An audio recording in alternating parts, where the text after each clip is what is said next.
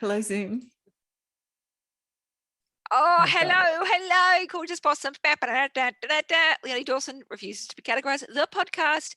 And today, for something a little bit different, the first time that I think we've done this in 130 something episodes, there's going to be a Q&A session, and it's not just me on the call. I'm joined today by my lovely and dear friend Tamara Protassow Adams, who Hi.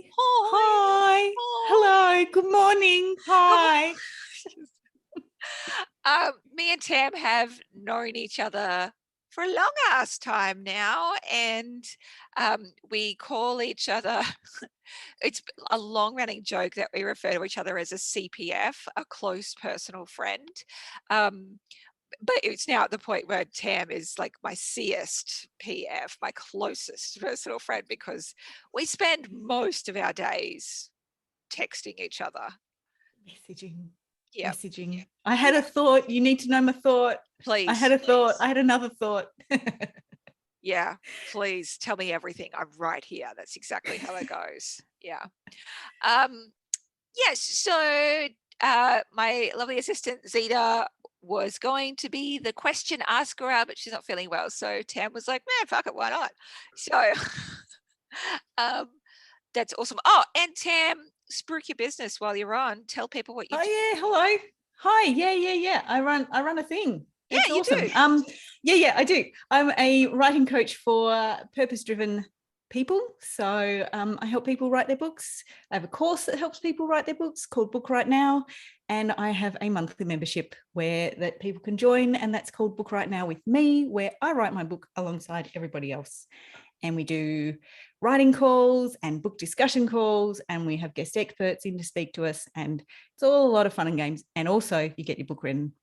So amazing. That's what I do. Have I been a guest expert on your membership yet? You have not yet, but I could always ask you now. With all these people listening. Did you? So Leonie, do you want to? Yeah. Would you maybe one day talk to my group? Of course, I fucking would. Yay! I was like, will she accept me as? Oh, let me think about that. I don't know. Oh, yeah. I'll look all right, just as a favor. Oh, I know, right? You got to help the little ones out, right? Give them a step up. It's good exposure for me, doll. Would you just do it because you love me? Yeah, no, I do it just for that as well. I also would do it just because it'd be like more time to chat together. Hey, mate, should I ask you some questions? Oh, okay, yeah, sure. No, you good thinking, because I was just going to go on tangents. So maybe we should. No, well, I've got the questions in front of me. Oh, so everyone on my mailing list, we emailed out and asked, like, what questions have you got for me? And we got a shit ton of questions, and so we'll be answering them on this call and then future calls, if you like that kind of shit. And if you've got a question that you'd like me to answer on an upcoming episode, email support@leoniedawson.com. Excellent. And the lovely Lydia will take care of you. Lydia. That's right. We love Lydia. All right. So questions for the Q&A podcast. Let's go first of all with Laurie. Laurie asks you, how do you plan out your week? Oh, firstly, I'd like to say, like, the way that you're asking questions is actually very professional, and I'm like quite enamored. Like, it's like this like radio voice comes on, and I'm really into it. So good on you, doll. Okay, how do I plan out my week? The answer is I don't really. Well, sort of I do, but in an unstructured way. So at the beginning of every week, usually on a Sunday, I take out my journal. I probably have it next to me somewhere, but this is a podcast, not a visual extravaganza. And I kind of do a loose bullet journal without calling myself a bullet journaler. So I draw out what I've got on that week, and then I color in like the highlighted blocks. So I'll put in appointments, and I usually have 1 or 2 calls a week, and mostly they're about this time slot, which is about 1 p.m. in the afternoon. There's occasional 6:30 a.m. ones, and so they're booked in, and then any of like kids appointments and stuff I need to do during the week, I've got that in there as well. And then I have a really large to-do list for the week that I write at the start of every week, and one is for business and the other page is for life. And then I also have like a habit tracker section as well with all the different habits, and they're going to be a mix of life, parenting, health, and creativity and business, all that kind of stuff. And then, so I write out my list of everything that I want to achieve that week, and then I highlight the most important ones that need to be done. And then I just try and get as much done as humanly possible on that list. I know myself now, so if I have a really small to-do list, I am not as motivated. I need to have a very, very large list. And it doesn't matter if I don't tick everything off, but I need to have like a lot to push for. Otherwise, I'd get very demotivated. And then to keep the accountability going, like if I'm feeling myself really lackluster, I usually use Tam or Zeta as an accountability partner. And I'll be like, hey guys, does anyone need to get anything done? Here's my to-do list. I'll check in when the first thing's done. So that's how I plan. Can confirm this happens. Yes. Can confirm. What happens just as an auxiliary to that? Because, I am going to ask a little extra questions. Just an auxiliary to that. What happens? You said that like you have a massive to long to-do list, but you don't get some of it done. Does that like roll over into the next week? Yeah. So in bullet journal like world, I think they even have like a little mark that you can do for it that shows that you've like moved it onto another list. And so at the end of every single week, I go back through last week's list, and then I draw a little arrow in it to show that I've moved it. Ooh, I know. Super fancy. I know. And you've also said auxiliary question, which was real posh, like somebody a writer or something. Yeah, word nerds unite. Word nerds unite. Sexy. Okay. All right. So good. That's planning your week. Maya asks, do you really only work 10 hours a week? Does this include your arty work, or do you not consider this work? What do you consider work? How about learning and developing your business? Would love to know. Smiley face. Oh, sweetheart. Added a smiley face. No. Yeah. So cute. So what do I include and what do I not include? And do you really only work 10 hours per week? Yeah, I really only work 10 hours a week because I don't really have that much time outside of that. So here's how, like, because I've got like a certain structure to my days. So I, in the mornings, up at 6:30, get the kids ready to take to school, leave at 7:30. It's a half-hour drive. Then me and my husband go and have breakfast together, usually at a cafe, or we go for a walk, or we go run errands. So I'm usually home about 10:30 or so. And then we usually do some some household jobs, like do all the gardening, like a shit job of gardening, but still we attempt to do some gardening just so it doesn't look like an abandoned lot. A bit of a clean or put a load of washing on or whatever, have a talk, have adult time. Wink, wink, wink. And then by about 12 o'clock, I'm like, right, I should get some work done. And then I have maybe 2 hours before I have to go pick the kids up from school, and then I'm with them. And then we go to bed really early. So it's kind of how it goes. And I don't work on weekends. Now, in terms of where there may be some spillover, I still do creativity. That's my personal practice, and that isn't included in my business. So for example, on the weekends, I am always art journaling and collaging or painting with my kids. That I don't count that as business time. It usually doesn't get shared on the blog or anything like that. Sometimes I share my art journal, but it's not for work purposes. And in terms of education, I would say 90% of like the business education I do is in work hours. Like I devote that time to it.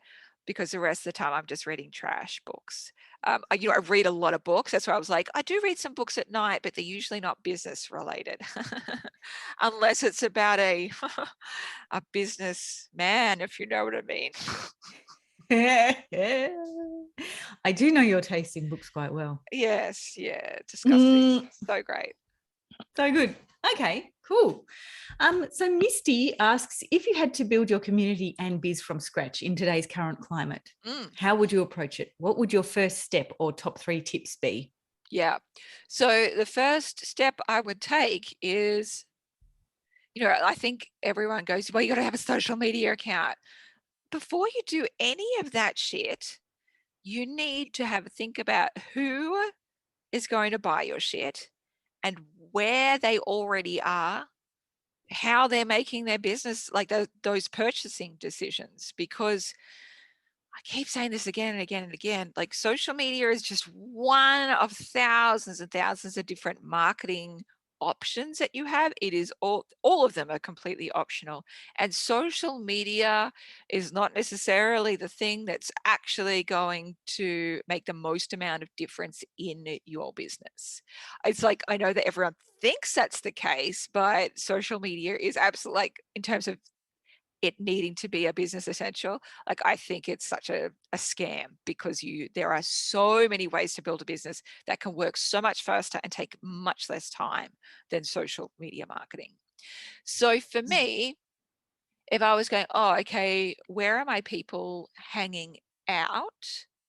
Because I'm usually teaching kind of entrepreneurs and kind of hippie entrepreneurs, I would be immediately looking at podcasts that they're on. I'd be looking at wherever they're having kind of webinar or teleseminar events, like with guest experts and stuff like that. And I would also consider doing a joint venture with a person who's already got an established audience, or developing affiliate relationships with those people. So I think that's probably where I'd go. Like, just off the top of my hat, I'd go, where are all these people that I want to get in front of? How can I, the quickest way to get in front of them and appear as an expert? That's probably what I'd do. Nice answer. Oh, Ta. Nice answer, love. I was just having thoughts, because so often people are like, yeah, but my social media following is like 10,000, and I've heard you say over and over again, yeah, but what size is your list? Like, I know so many people who have very large social media followings and they do not have businesses. They're not making any money. I know people who have 2 million people on, like, following their Facebook page, and they haven't made money out of it. Like, they can't make money out of it because they're actually not the right target market. Just because you've got social media numbers, it doesn't mean they're going to buy from you. And always remember that people on your mailing list are going to be 40 times more likely to buy from you than social media. And it's something that you own for the rest of your life. It can't be taken away from you, like, anytime the social media algorithm changes or you get locked out of your account, which happens all the time. Sure does. Yep. All right. So now I have Celise. How do you work 10 hours a week without social media? Is this for businesses that are already established? I feel like for someone starting out new like I am, I would have to use social media right now to find clients. Nice segue into this question. Yeah. So how do you work 10 hours a week without social media? Well, so when I was on social media, I only worked 10 hours a week anyway. Nothing's changed, guys. And I didn't. Again, can confirm. Thank you. See, Tam's known me for long enough at work, to my business is like on and off long enough to go, like, this is accurate. Here's the thing, like, I've never had the luxury of working full-time hours in my business. When I started my business back in 2004, then I was working full-time for the Australian government. I didn't leave there until I was, I gave birth to my oldest daughter, and then I had a baby, and, like, babies take a lot of time, guys. Surprise. Especially the ones that don't sleep. And I know that you know what that's like. Yep. Moment of cringe and silence for all the people who have babies who don't sleep right now. Yep. Oh, we are saluting you. I promise it gets better, but fuck, it's bullshit in the meantime. Fuck, it is bullshit. So yeah, I've never really had the luxury. I've always had to make money in very short periods of time.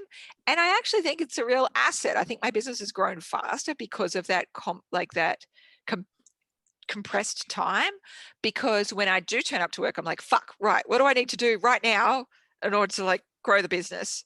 Because I don't have much time. Like, I can't do all the unimportant bullshit. I can only do the important bullshit.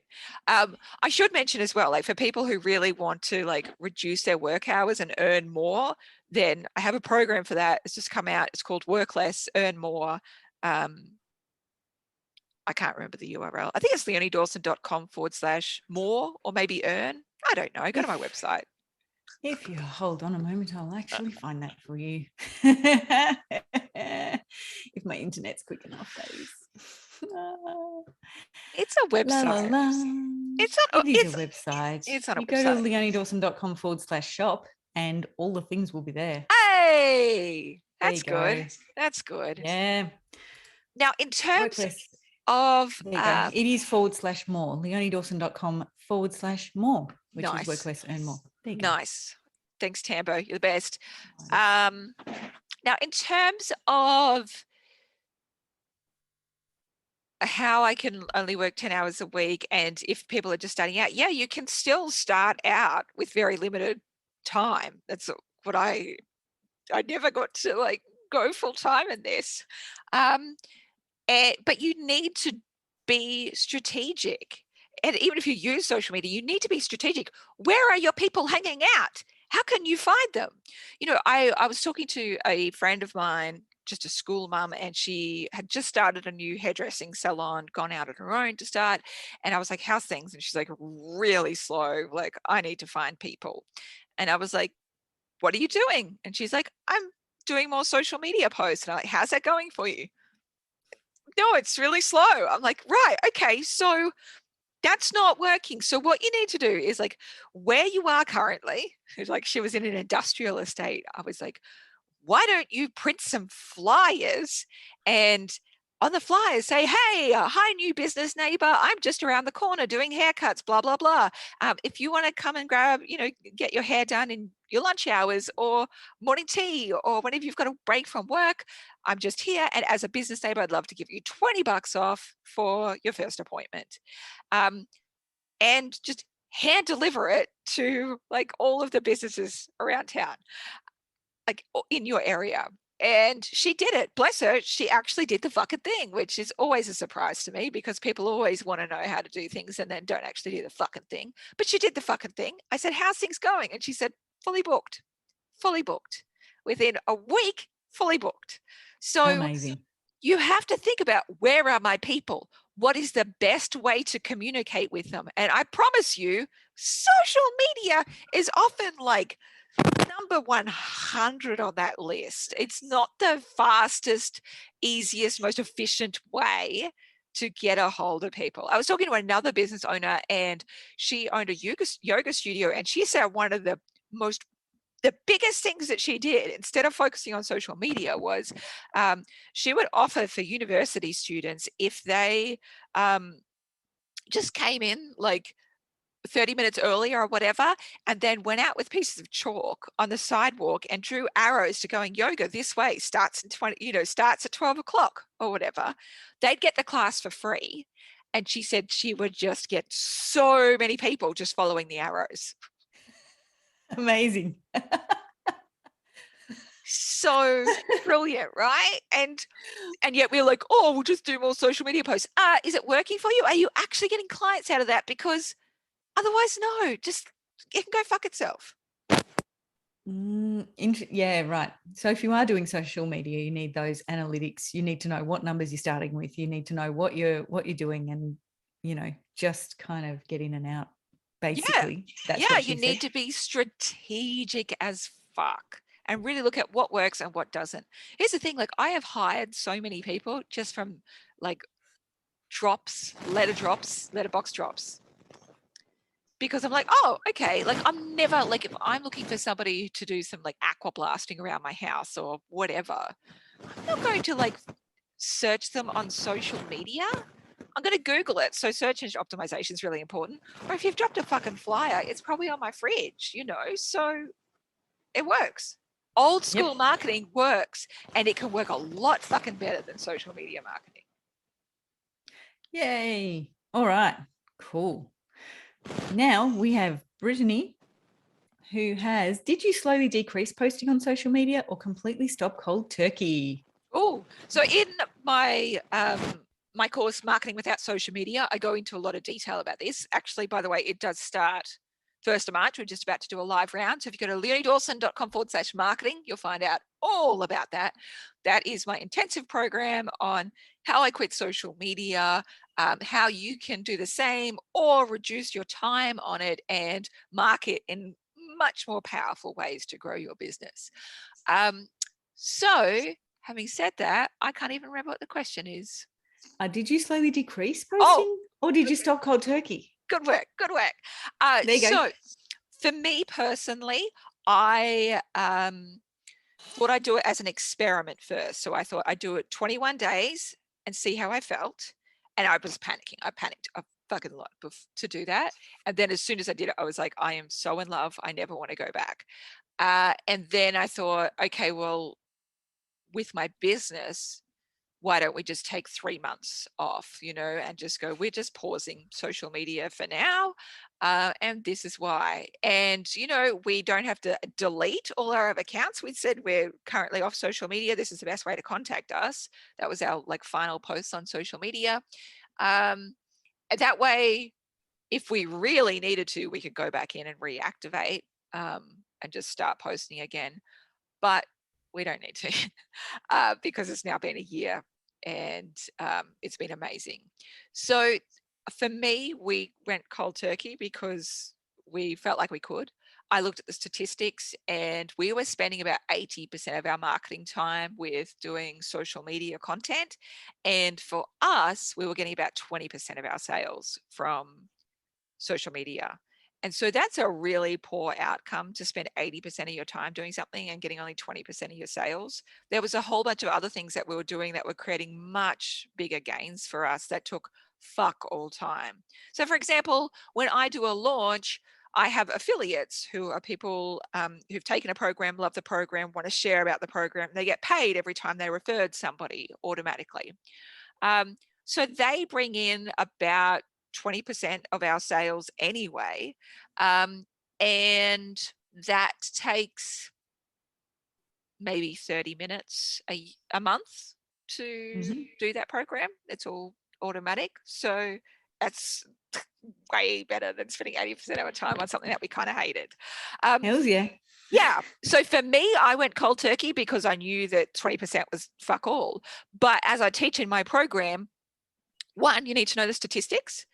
2, you need to work out what percent of traffic you're comfortable at killing off, or if you just want to spend some time weaning off it by building on your other marketing methods so that your business doesn't, you know, suffer while you build up your other marketing methods. So you can do both. I teach both. Awesome. All right. Don't know if you can hear that. I've got very noisy birds. They're really cute. They're having budgies, parrots? Yeah, there's some kind of parrot and they're having a massive argument in a fruit tree just outside my window. So you're welcome. You're welcome. I bring you arguing birds. I love You're that. very welcome. Do they get drunk off the fruit at all? Yeah, if they eat the fallen fruit that's fermenting, they do. Then they kind of fly wonky and shout lots. So maybe they're drunk lorikeets out there. Oh my God. Anyway, cameo by drunk birds. Awesome. Love it. Sarah. Oh no, hold on. I've jumped the gun. We're at Nora now. Nora asks, how do you deal with negative feedback and critics in the work field? Oh, fuck them. I could have bet on that response. Yeah. Damn. Look, there's very, very, very few bits of criticism that I get that are actually anything to do with me or anything that I can fix. Like there's a lot of the most common feedback I get is, well, not feedback, criticism is, you swear, you swear, you swear. You talked about something really inappropriate. You shouldn't talk about politics. Oh, remember that person that told me, I'd pay you to teach me about business, not to open your mouth about politics because I didn't like Trump. Yep. Yeah. I remember. Yeah. And I was like, just because you pay me money to learn something about business, that actually doesn't mean shit. Doesn't mean shit, actually. You actually don't get to choose what I say, because if I feel like something's very important for me to take a stand against something, like if I have to make a stand for democracy, if I need to make a stand against discrimination or homophobia or racism or any of the other bullshit that's been going on about, if I need to make a stand against conspiracy theories, all that kind of stuff, I fucking am, because I am a public figure and I have an audience, and I believe I have a responsibility to speak out against things that are not helpful and support things that are helpful. So I get that that's not everybody else's prerogative, and that's fine. I'm just doing things for me. So most of the feedback I get is just bullshit. It's just like, well, I'm just the wrong teacher for you. So there are plenty of other people out there who don't swear or are very careful not to say anything political because they don't want to miss out on any fucking money whatsoever. And you're most welcome to go learn from them, because there is plenty of basic bitches out there, bless them, but real vanilla stuff, those people can be for you. I am never going to change this miraculous, autistic, lefty, social, left-leaning socialist kind of person. I'm not. It's not going to happen. Fuck off, do something else. Now, there is sometimes I do get feedback where it's oh, I see where I have made a mistake here. I have made mistakes in when I have said things that were problematic in terms of what I thought was the right thing to say, and it wasn't, in terms of any racism work and stuff like that. And I'm grateful for that. I'm so thankful, and I'll take that feedback on. Even if we get some feedback oh, I didn't feel like this part of this course was actionable enough, or I didn't know how to apply it in this situation, then I can go back in and add shit into that. But that is less than 1% of the actual criticisms we get. So 99.9% of the time it's fuck up.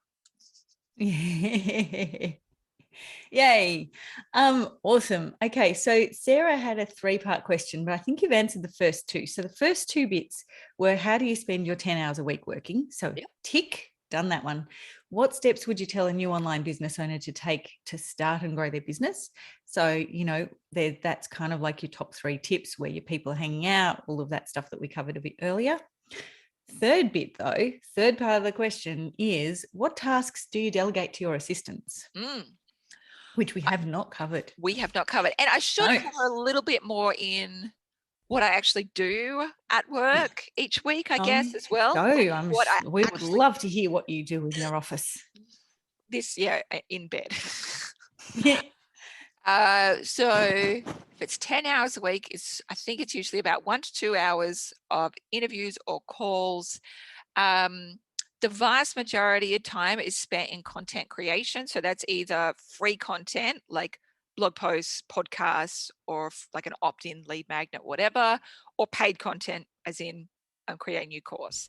And that depends on whether I'm in course creation mode or No, I'm just in maintenance mode. So I'm just creating free content basically.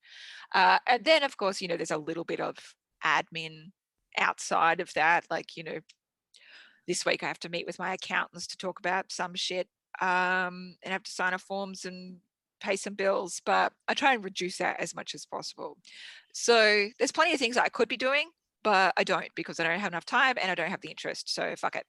And I do also try and make sure that, at least 1 hour of my 10 hours a week is spent in education. So I'm taking a new course or reading a book and highlighting and taking actionable notes. So that's about how my 10 hours gets spread out. My team doesn't really take much managing, which is great. Like I've got 2 part-time assistants. Together they work about 20, 25 hours a week together. And one does emails, like customer service support, and Zeta, who's my online business manager, does kind of everything else. But even then, I'm not just like going, oh, this could be done, or this needs to be done, so I'm going to assign it all to my, one of my assistants. I'm only doing like, is this mission critical? Because otherwise it needs to go fuck itself, right? Like I have previously had a lot of staff, like I had 20, 25 staff. Tam worked for me at that point. She knows what a shit show that was. There. Yeah, that was busy. It was busy.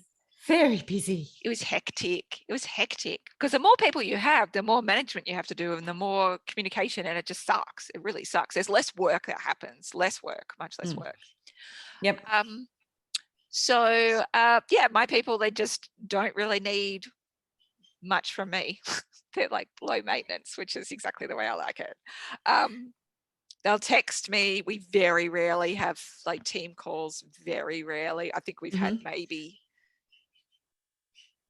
1 group call. Maybe 2. I don't know. But, and then Zeta and me, maybe like every 6 months we'll have a call. But everything else is just like, text me if you need something, otherwise work it out yourself. Yeah. So what sort of stuff does Zeta take care of for you? Just so that people know what kind of tasks are going on by somebody else. I give like her. I know you've got Lydia for customer service emails. That's one thing sectioned off there. Yeah. I think I go through a comprehensive list of it in Work Less, Earn More. So I'm just trying to like remember that. Oh yeah, right. So okay, so she does all the back end of, so like if we've got a new live launch, so we've got live round of marketing without social media coming out at the moment. So what she'll do is she'll find all of the sales emails, all of the blog posts that I've already written about this, and see if they need to be freshened up and, reuse them again for a sales process. She will come up with ideas of more things that I could write about, create content about. Sometimes, rarely, she writes a blog post for me or contributes to a blog post. So I've got a new blog post coming out about quitting social media for a year and what it's like emotionally, and with my business and stuff, how much money I made, all that kind of stuff. And so I got her to write a few paragraphs on what it was like from her perspective to go through that process. She also will set up all of like the tech stuff behind the scenes. So the live round will start on this day. She'll have emails like organized to go out after that. She's keeping the statistics of how many people are coming through. So she's like tinkering on the Kajabi back end of stuff. What else does she do? Honestly, there's more and I just can't remember it. It's just stuff, just the important stuff. And then, but I do say to her, if you ever get busy and you actually can't complete any of these tasks, can you let me know and I'll go through and kill off your task list. So she's always making sure that like emails are going out and, she's collating whatever. And so I'll write a blog post and then she'll send it all out as an email and format it and stuff like that. So things that she's like a production assistant in a way, in that like, even for this call, she was the one who wrote the email saying, when I ask Leonie a question, blah, blah, blah, going to be doing podcast episodes. And then she collated it all into, different topics and stuff like that. And then she was like, cool, produce it. And now she'll do like the transcription for it, all that kind of stuff. So she's doing like production assistant stuff. Awesome. And she's awesome at what she does. Oh my God. She is. But and like my life is very incestuous. So Tam and Zita already know each other. I've never met Zita in person, but she's worked for me for years. But Tam and Zita have already met each other, and they're friends. We have Zita VA'd for me for a little while before. Oh, that's right. I introduced her to you. So there you go. My God, you're welcome. I stole her from you. Sorry. You're welcome. It's fine. But now your assistant is Zita's best friend, right? I know, right? We have such an incestuous life, and that's how we like it. It is. I'm extremely happy with this state of affairs. You have Zita, I have my VA who lives with Zita. It's all great. It's all great. It's so good. All right. So just a couple of questions. Best friends hiring best friends. You know what I mean? I know, right? Yeah. So good. All right. Focus. Jasmine says, I've literally just left my job to start as a biz owner. What's your number one tip? What's your advice for someone who loves creating and is scared of marketing? So that's really two questions, but Sure. So first and foremost, as a business owner, and I want to say this with as much love as I can, is that your job is, yes, you're going to be creating, and that's amazing. However, for you to build a business, to take it to the world, and for you to earn abundance, you actually are going to have to get good at marketing. And you have to have a mindset shift and realize that in order for you to get good at marketing, what you need to do is get really good at communicating very clearly with the people who need you, who you are, how you can help them, how you can serve them, and build up that trust with them so they can say yes to working with you. So it's really about having a lot of clarity and empathy and good communication with the people that you're meant to help. That's what marketing really is. And nobody in this world gets to just create and not do anything, and not actually have to think about marketing. I get it. Like, marketing can be, it feels sometimes kind of threatening or overwhelming or just too big to consider.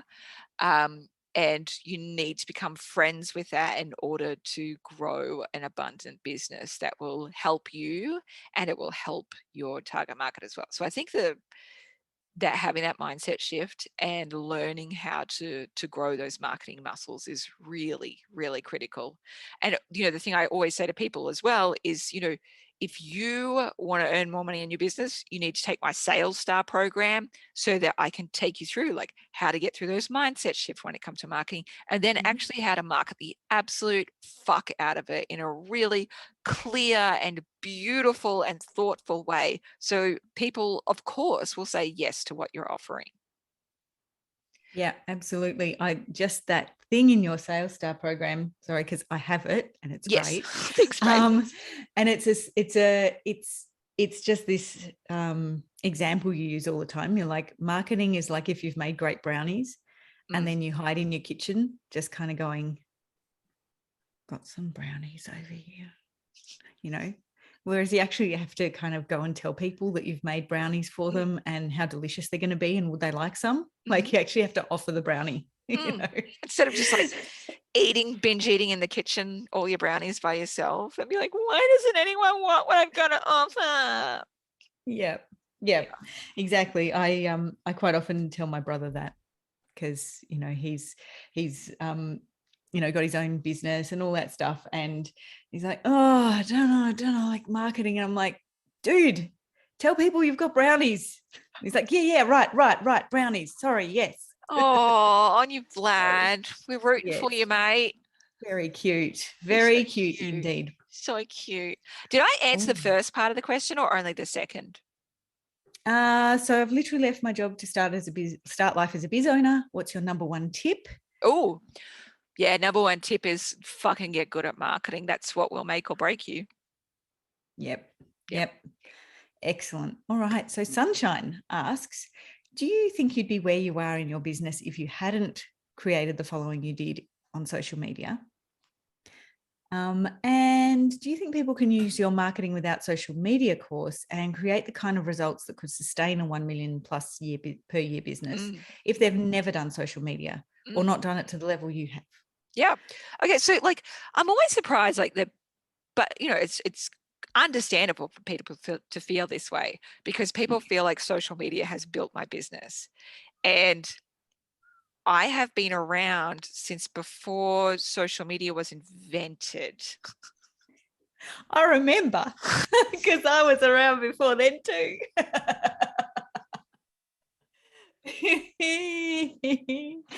I don't think that the social media was around when you were doing the initial Goddess Circle business.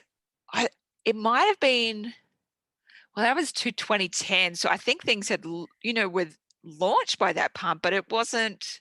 It wasn't a way to build a business. It was just people answering Facebook's ridiculous question of, how are you feeling? And so you'd be like, thinking of? Tamara is blah, blah, blah, like all those posts that come up now, however dozen years later going, and you just look at it and go, oh.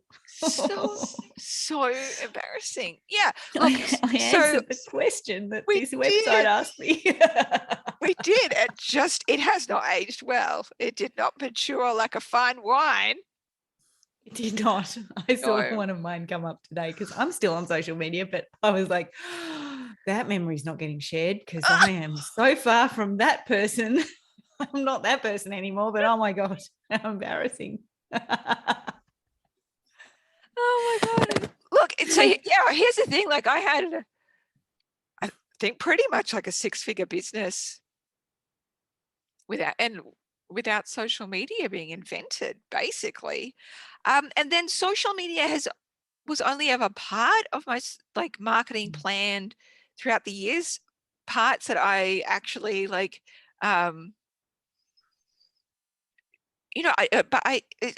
there's been so many other things that I've been doing to grow my business, so many other things. And would I have had a $1 million business without social media? Fuck yeah. Like going viral on social media is not how I grew my business. It's absolutely not. I've been growing my business through creating content, mostly blogging. Like I've been a blogger since 2004. Even before that, I have people that I met on message boards in 2001, 2002, and they were the first people who bought things from me online. They were the ones who started my business, and they are still my clients now. Like I still have so many people who've bought all my courses since then, just from those relationships that I've built. It's about building relationships. It's not about fucking social media. It's about creating content and sharing it with the world in a variety of ways. I would say that the vast majority of people who are in my audience didn't find me via social media. I've got the statistics to prove that. It's like 20% of you, maybe. But the vast majority have found me because of blogging, because of word of mouth, because people are like, have you heard of this fucking Leonie Dawson? Because of search engine optimization, like people have like Googled certain things and they found my website. And then like creating free stuff to give away, people share about that. Affiliates, because my affiliates, like they love something I've created, they share about it with their audience. Like amazing. People find out about me from podcasts because they get me on and they hear this magical voice and they're like, fuck yeah. Those are the ways that relationships have been built. That's why it was kind of easy for me to go fuck social media, because it's just such a poor way for me to develop relationships with people. Yeah, and I'm just thinking that the people who ask this question probably found you on social media. Maybe they're part of that small percentage. Yeah, of course. And so they're, and it's hard, I guess, when you're on social media, like it's such a time suck. And so if you're on there all the time, you're just going to be kind of going, but what if you're not on here? you know, like it's just what you see, I guess. For sure. So Right. I've got 12 minutes before another call. Yes. I have one last question. We're up to Oh our my last God. question. Are we on we're so good at this. We're on Look flow. at this. Yeah, so I'll ask you this one and then you can go. So last question is from Rachel. What are your best tips for building a community of raving fans? Oh, treat them like friends, honestly. Treat them like you know them in real life. And that doesn't mean that you'll let them like walk all over you or abuse you, because I actually don't let my friends abuse me in real life. No, I was going to say that doesn't sound like friends. Yeah, it's not a friendship equation. Like, friends are respectful and kind and thoughtful and generous with each other. And it's like a two-sided equation, you know? So when I sit down to write a blog or an email, like, I'm like, ooh, get to write to my pen pals. You know, if that's what it feels like, because I've been writing to people now for it's nearly 20 years since I started on message boards and stuff. Yeah. And there's still people from those days, you know, and my accountant says, Leonie, usually like with customer relationship, so like the life cycle of a customer, we count in months. But for your business, it's much more like years or even decades. So people are usually like, Leonie, like, I have been following you since before you had your first kid, which is over 12 years ago. Or when you released the first goals workbook, which was 2010. Or I remember like when you did this, and it's a fuck ton of time ago. And so I love that people are getting so much value out of being in my circle that they just stick around. I like to give a lot of free stuff away. I definitely like to sell, like I sell, but when I sell, I make sure I over deliver. So what people get is amazing value and hugely helpful for them. So it feels like a really beautiful relationship, and one that just I continue just to foster and tend to, and I get a huge amount of joy out of it. Yay. Oh, and that's do you lovely. mind, Tam, do you mind if I tell them how we met? No, I do not mind at all. Awesome. So I met Tam because I treat my audience like friends. And I met Tam because Tam read my blog, and she would email occasionally and say, oh, hey, I'm visiting your area. Like, I would love to meet you. And did you want to go out? Like, if you've got any events on, or if you want to go out for lunch or whatever. And she always super respectful and generous and lovely about it. And then one year the stars aligned, and I was like, fuck yeah, like this person's going to be here from all that way. So I organized a meetup of like people who read my work, and it was just such a lovely lunch. And then Tam came up and sat across me, and I just thought, oh, cool. All right, we're friends. And Tam's like, great. I've been waiting for you to recognize that situation. And I passed my 3-month-old baby to Tam, and Tam rocked it to sleep, baby Bethany. And little we've been Beth. Great mates ever since. And then like I hired her to do some stuff for my business, and she actually edited the goals workbooks for ages. And we've been in like work together in a few different business areas of business now, and we never really we've never argued. We've just always just very shared values and perspectives, I think. So it's just continued to grow and bloom. Yes. I always loved getting the responses in the very beginning from someone I now know was your fictional VA to start with, and going, oh no, I'm so sorry, Leonie's awfully busy. And I was like, okay, cool. That's fine. Yeah. I just thought I'd be brave and ask. You know? You did, and you were brave, and it paid off. Your persistence paid off. Right. So that's the end of the questions for today. Oh, That's the end of the Tamara. questions for today. I've got to another heading that says for later episodes. So I better stop asking questions. Zita's so good at organizing shit. So I good at know. organizing. Amazing. You know, and that's the thing I reckon about having a business where I share myself with the world, like without pretending. Yeah. So that when I meet people, like I think it's such a great way to make friends with people, honestly, because if somebody like has read my blog, I'm like, I know who you are and I know what you're down with. So this is great. You're my kind of person. Yep, 100%. Can absolutely. I have good. even like when I've thought about like moving or whatever, I actually do look up how many customers live in that area because I figure, yeah, I'll be able to make friends there. Oh, that's such good demographic info to have. I know. Like people who thinks Leonie's a bonza chick. Yeah, I'm in. I've got an in. Oh, I love that. Yeah. If I'm ever lonely, I'll just like host a reader get together or whatever. I'm not lonely at the moment. Like I probably don't need any more positions, like friendship positions filled. I'm pretty busy. Friendship position, no openings right now. Oh, okay. Yeah. Right. Yeah. But you know, it could, like it could. I'm open to it. It's just no big need. Tam's filling up most of my messages. Sorry, everyone. Yeah, sorry. That's fine. It's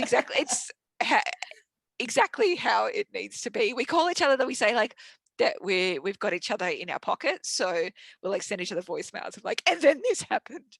Oh my god. I just had to tell you this one thing. Yeah, I know. It's not urgent. It's not urgent. You can stop listening now if you've got things to do. It's okay. Yeah. It's not urgent. And the number of times like I've like called you sobbing on voicemail, like, and then this happened. I'll be okay, but oh my god. So oh, Maisie. Yeah. Yes. Yeah, I know. Life continues apace. Life. I hope people have someone to do life with like this. Yes, I know. Everybody has someone. What a relief. And I've gone through periods where I didn't have somebody. You know. Oh yeah, likewise. It was shit. Yeah, I know. Like what did we do? What did we do? Don't know.